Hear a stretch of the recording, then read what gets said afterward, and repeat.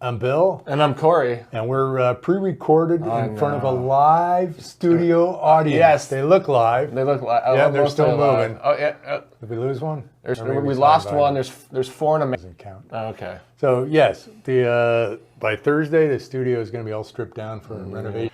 Out of pocket for, I don't know, 7 weeks or something? Yeah, something like that, yeah. More than this many fingers.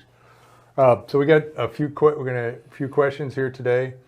First one, we're going to talk about leak checking. Someone was asking about our leak check standard for a 3120A series pressure regulator, and you got one right behind you. Oh, I do, yeah. Corey's muscles are pretty used to stretching back there, getting it. Got long arms. This is a 3120A series pressure regulator. It's brass, bar stock brass, plated, 2-stage. One of our standard regulators. So they want to know what the leak check standard was on that, and I'll show you what we use to leak check. What we used to use. No, this one, we don't use this Okay, one. that's what I'm saying. This one is our maintenance. I won't show it. It's in our maintenance closet. But this is, you want to zoom? Oh, there we go. That's good. Yeah, there's writing on it to indicate it does not work. Yeah. I'll tilt it so you can't see it. Kind of like the whole chin thing. Yeah. So this is a Galmac leak detector. Technicians love it because it's got a needle that goes in the middle, and it'll go either way depending on type of gas. So if there's moisture, I don't know which direction it goes. Moisture, if there's a heavy moisture, it'll go one direction. Helium leak will go the other. Okay. So I'll bring this back out. Oh, no worries. So anyways, we use this, and what we do is, our technicians do, is they pressurize the inlet to, this is 3,000 PSI rated inlet, pressurize it to 2,000 PSI. They turn the knob to the max rated delivery pressure, so it's 125 PSI regulator. They'll crank it up to that. And then they check for leaks. They've got a probe. I didn't have a probe available here.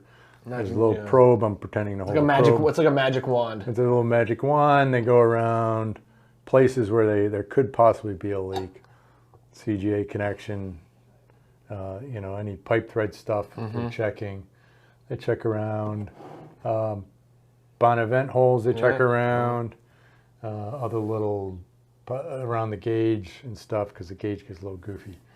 So they'll leak check all that to make sure it's good. And we leak check to 1 times 10 to the minus 5 standard cubic centimeters a second of helium. Yeah, so it's That's too small to count, but this thing can handle it, so they're not sitting there trying to. Or so they say. Squint. It handles this.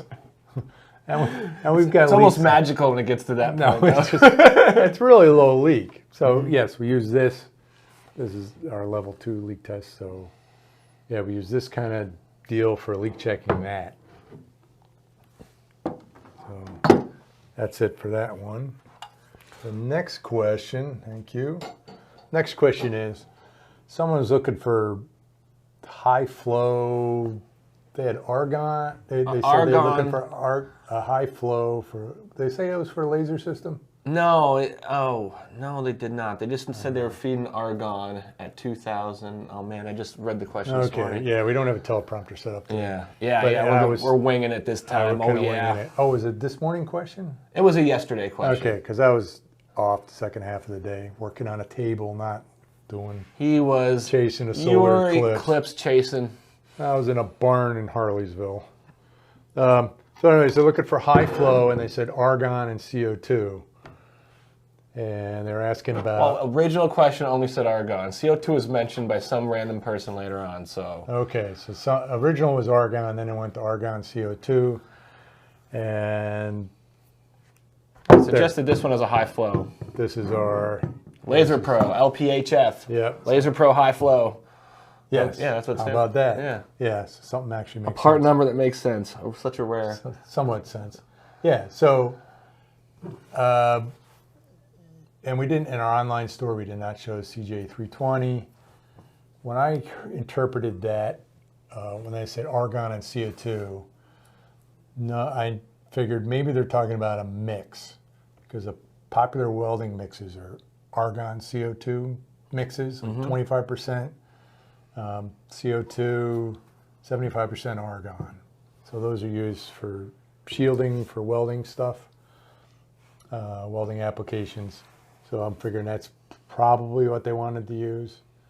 And then now one of the things with carbon dioxide is carbon dioxide is a liquefied gas. You probably really don't think of it. Most liquefied gas you just think are like, oh, propane, which is in a thin-walled cylinder. Yeah. It's 100-ish psi, that kind of deal. You can move it here, feel it sloshing around. CO2 is a little bit higher vapor pressure, 800-ish. Yeah, it's 882, I thought.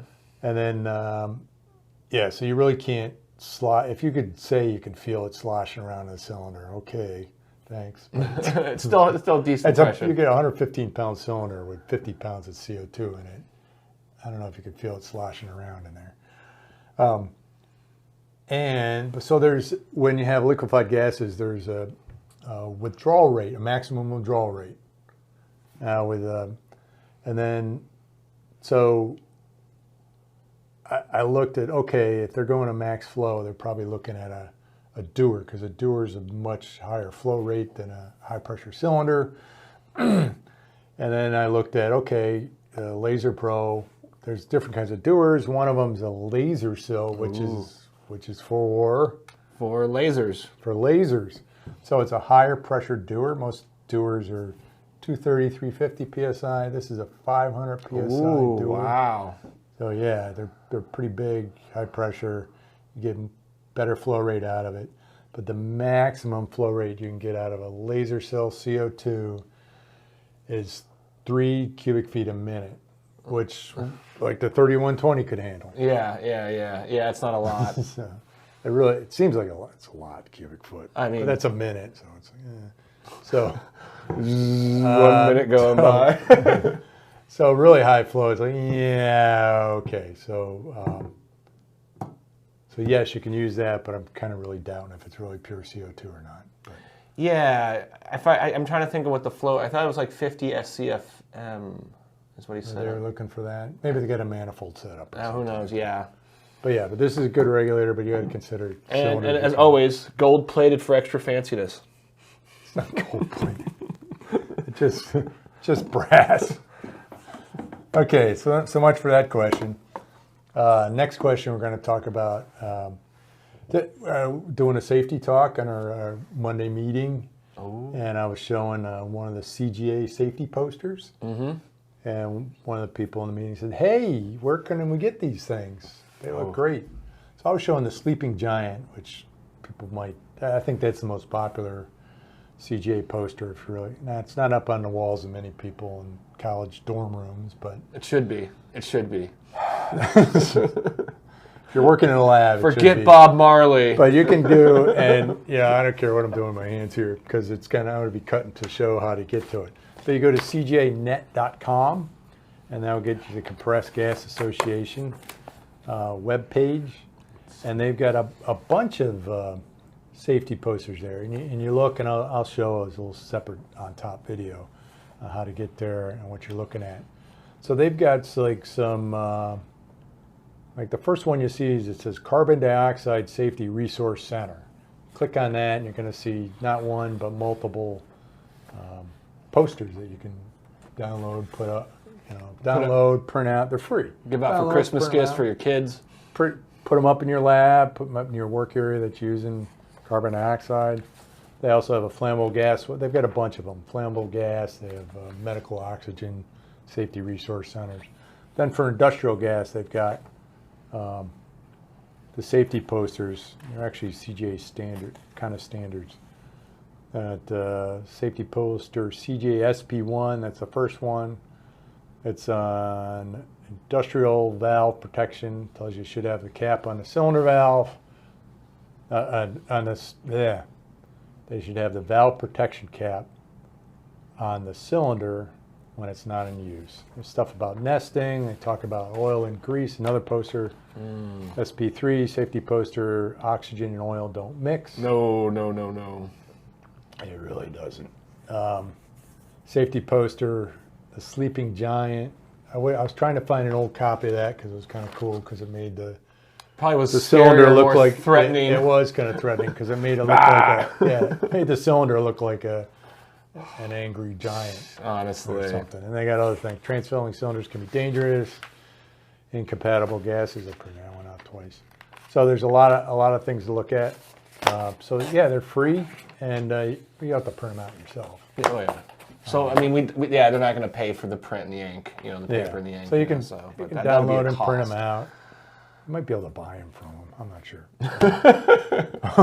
We'll look into that. Yeah, that's all the questions we have for this pre-recorded episode of the Bill and Corey Show. So what do we say? Set your VCRs, even though it doesn't feel like it pre-recorded. Okay.